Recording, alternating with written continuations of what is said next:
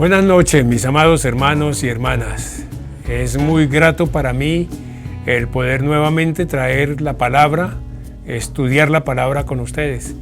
Espero que durante esta semana la presencia de nuestro Señor haya sido evidente en la vida de cada uno de ustedes.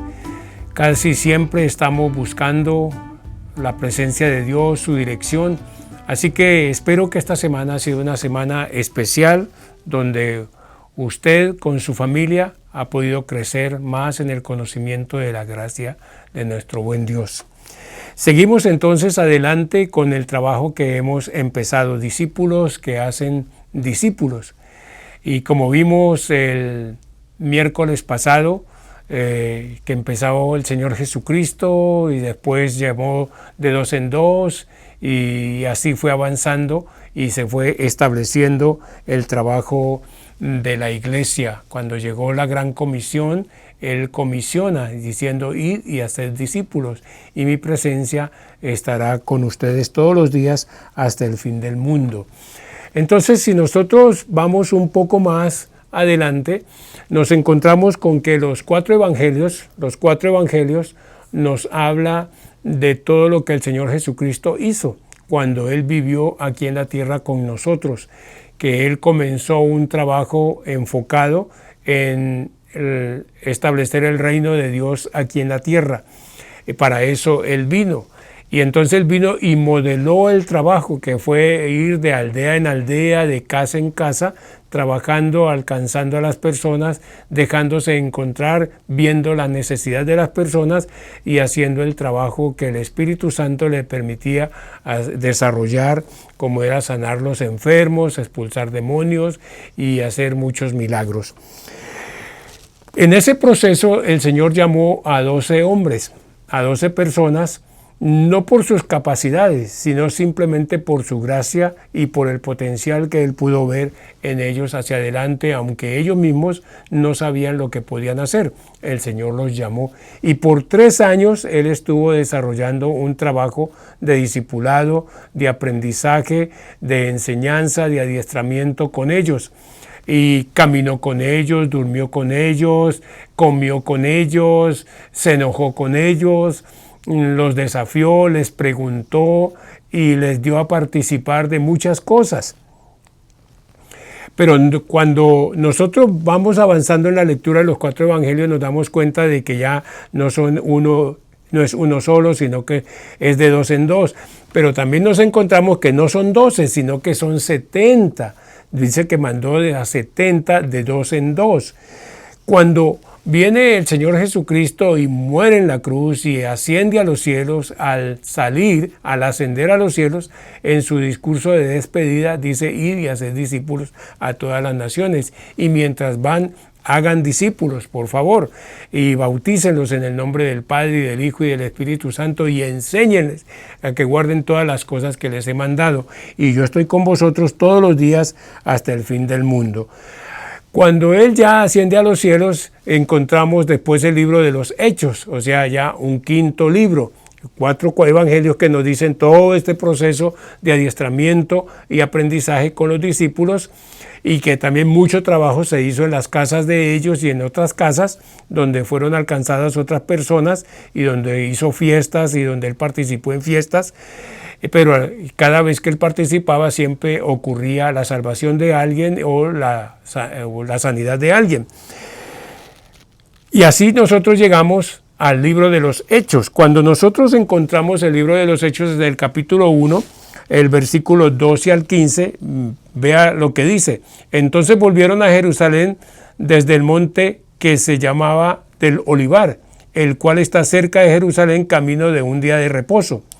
Y entrados, subieron al aposento alto, donde moraban Pedro, Jacobo, Juan, Andrés, Felipe, Tomás, Bartolomé, Mateo, Jacobo, hijo de Alfeo, Simón el Celote, y Judas, hermano de Jacobo.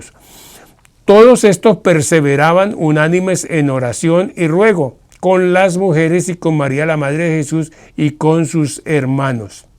En aquellos días, Pedro se levantó en medio de los hermanos, y los reunidos eran como 120 en número, y dijo: mire, tenemos entonces aquí otro dato interesante.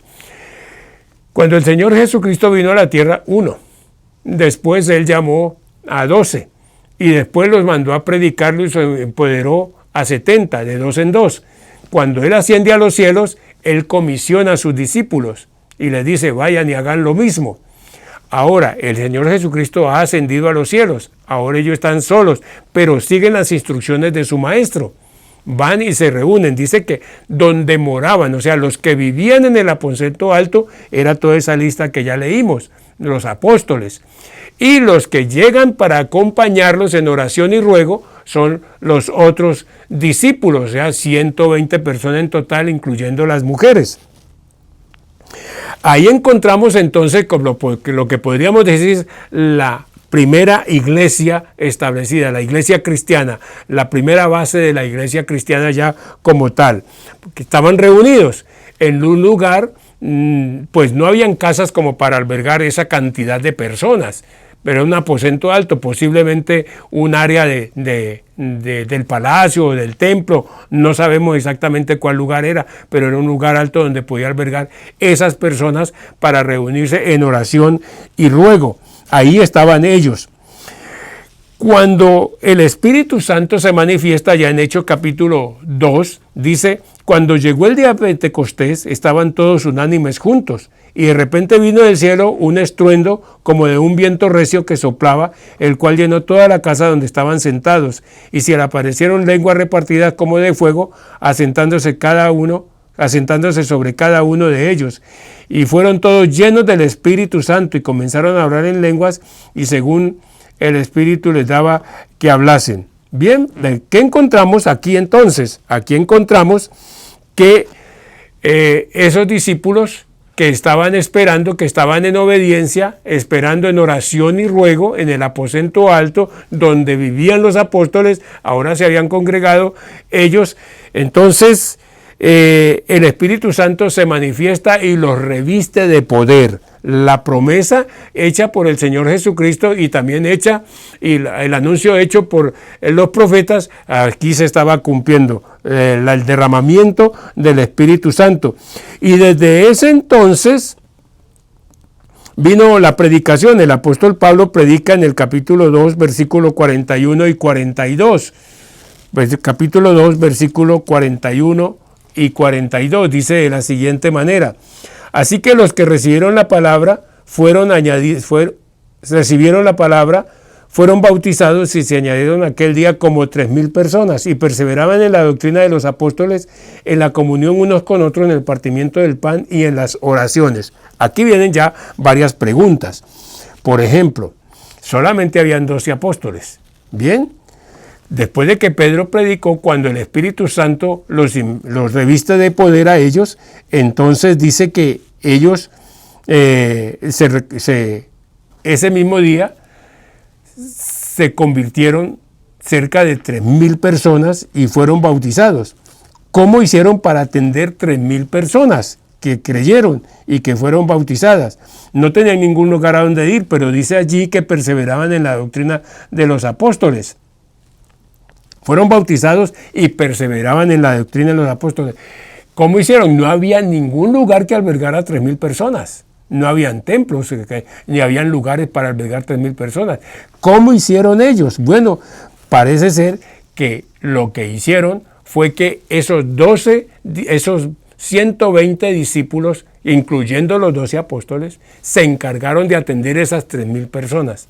Mire, no fueron los 12 apóstoles nomás. Ellos eran los líderes, pero los que estaban atendiendo a las personas, lo más seguro era que eran estos 120. ¿Estamos de acuerdo?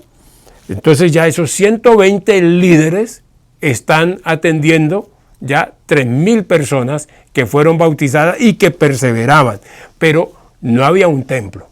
¿Dónde entonces? Bueno, parece ser que a partir de ese momento la iglesia comienza a tener una manifestación mayor, porque ya no son 12, no son 70, no son 120, ahora son 3,000.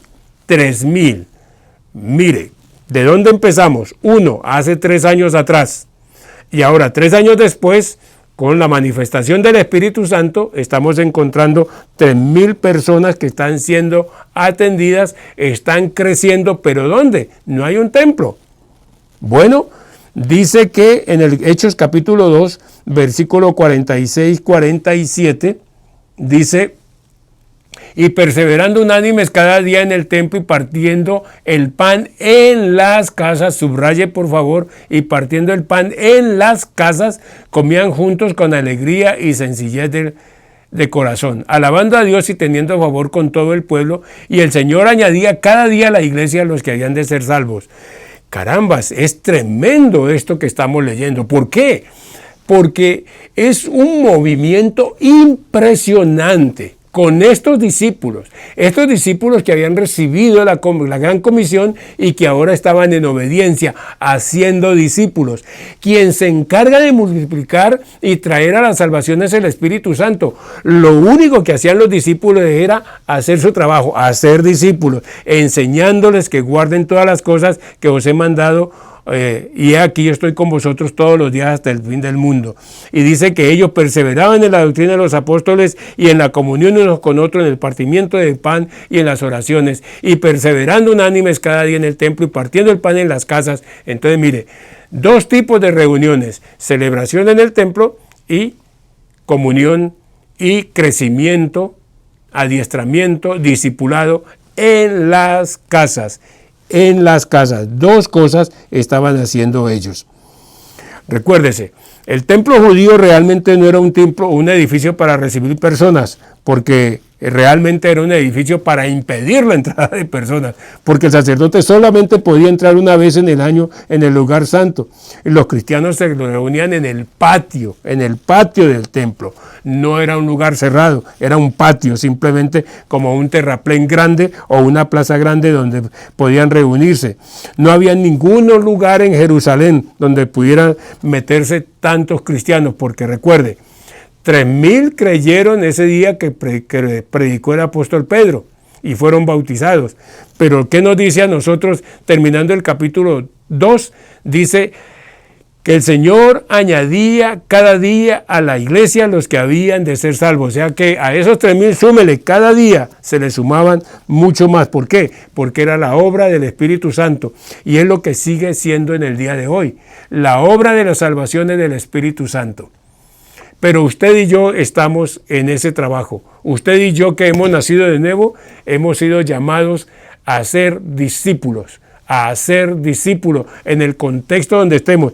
Estos hombres y estas mujeres siguieron atendiendo sus negocios, siguieron atendiendo sus familias, siguieron atendiendo muchas cosas, y es más, comenzó más adelante, como vamos a ver, comenzó persecución, pero ellos siguieron haciendo sus cosas, siguiendo su vida cotidiana, continuó. Simplemente ahora ellos habían encontrado la salvación, encontraron un nuevo estilo de vida, una vida vibrante, una vida que los llevaba a asombrarse cada día del poder y de la magnificencia de Dios. Eso era lo que ellos ahora estaban comunicando a propios y extraños, a su propia familia. Los estaban llevando a los pies de Cristo, porque ellos no dejaban de contar lo que habían oído y lo que habían visto y lo que habían experimentado. La presencia del Espíritu Santo, la presencia del Señor Jesucristo, el gozo de la salvación, el ser testigos de lo que Dios estaba haciendo, y ser testigos y ser también actores principales de milagros y señales de lo que Dios podía hacer.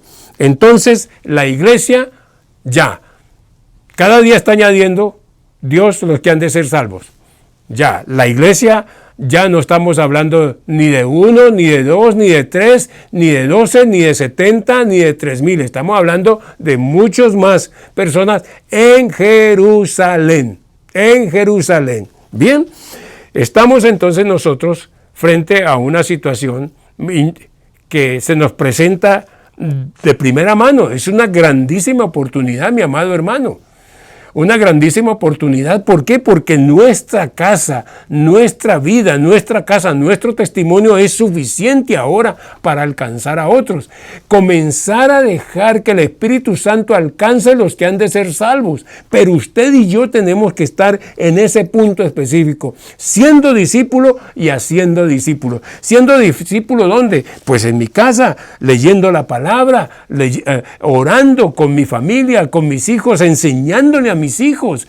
¡Qué bendición! Por ejemplo, nosotros aquí que tenemos todo un ministerio de niños que se hacen unas bolsas con ayudas didácticas para que ustedes, padres, puedan venir y llevar para hacer el trabajo con sus niños el día de la clase. Eso es hacer discípulo a nuestros hijos, estar con nuestros hijos, ayudarles a orar, enseñarles a orar, enseñarles a entender la palabra, a preguntar acerca de Dios. Yo recuerdo a mi nieta mayor hace unas semanas atrás preguntándole, escuché la conversación con la abuela Victoria, que le preguntaba: abuela, ¿y cómo es Jesús? Me gustaría que él viniera para poderle conocer. Ella tiene una expectativa del Señor Jesucristo. ¿Por qué? Porque sus padres y sus mayores están discipulándole, le están enseñando, están facilitando. Hermanos, no hay nada más fascinante que podernos sentar ahora en nuestra casa, ya que no podemos reunirnos, sentarnos en nuestra casa y frente al televisor con nuestros hijos, comenzar a construir y hacer las lecciones y preguntarles si entendieron y que ellos nos pregunten y hacer las cosas. Qué maravilloso, hermano, que todo se nos ha facilitado ahora. Antes todo era concentrado en el templo. No teníamos tiempo porque dejábamos a nuestros hijos para que un maestro les enseñara. Ahora nosotros vamos a hacer lo que dice la Biblia: enseñar a nuestros hijos el camino de la salvación, enseñarles a ser hombres y mujeres piadosos. Ahí comienza. Somos discípulos. Hacemos discípulos. ¿Dónde hacemos discípulos? Pues en nuestra propia casa. Ahí tenemos a mamá, ahí tenemos a papá, ahí tenemos a nuestros hijos, ahí tenemos a nuestra madre, ahí tenemos a nuestro padre, ahí tenemos a nuestro tío, ahí tenemos a un vecino, ahí tenemos a un compadre, ahí tenemos personas que comenzamos nosotros a ser discípulos intencionalmente. Somos discípulos, nos ven orando, nos ven leyendo la palabra, nos escuchan cantar, nos escuchan pacificar, nos escuchan hablar bien de los demás, nos escuchan siempre hablando de esperanza, del amor, de la gracia de Dios, y llega un momento donde ellos también quieren y no hay ninguna resistencia porque ellos también quieren. Y cuando están enfermos y tienen necesidad, nosotros colocamos nuestras manos sobre ellos y nosotros oramos pidiéndole al Señor que en su gracia y su amor Él sane, Él restaure, Él haga milagros. Hermanos, estamos frente a un momento muy especial. El Espíritu Santo ya ha sido derramado. Nosotros ya hemos sido comisionados. El mundo está allí, listo para escuchar la palabra. La cosecha está para ser levantada. Convirtamos entonces nuestra casa en una casa de poder. El poder de Dios ha de manifestarse ahí en nuestra casa. Hermanos, doy gracias a Dios por esta oportunidad y espero, hermanos, que podamos entender y alinearnos en el propósito de Dios en este tiempo. Hagamos de este tiempo de pandemia, hagamos el tiempo más productivo para el reino de Dios, donde nosotros ofrendamos, donde nosotros servimos y donde nosotros alcanzamos a otros para el reino de Dios. Dios tiene en cuenta esto porque Él ha prometido: y aquí yo estoy con vosotros todos los días hasta el fin del mundo. Vamos a orar. Padre, muchas gracias te damos por este tiempo. Gracias por la bendición que nos das de escuchar tu palabra. Y gracias, Señor, por este momento donde podemos mirar que somos útiles y podemos ser instrumentos de tu gracia para alcanzar a otros. Señor, ayúdanos a orar. ¿Quién va a ser nuestro discípulo? ¿A quién tengo que hablarle? Dame las palabras para hablarle a mi mamá, a mi papá, a mi hermano, a aquellos familiares que no te conocen, pero que están cerca de mí. Señor, ayúdame a ser un buen discípulo tuyo, pero también a hacer discípulos. Señor, permite pues, dame esa gracia de ver personas que tú salvas a través, Señor, de mi testimonio y a través de mi actividad. Señor, lo más importante, ayúdame a tenerlo delante de mí, que es la vida espiritual y tu voluntad y tu reino, Señor. Ayúdame, Señor, a apartarme de tantas preocupaciones y a centrarme en los propósitos del reino. En Cristo Jesús oramos. Amén.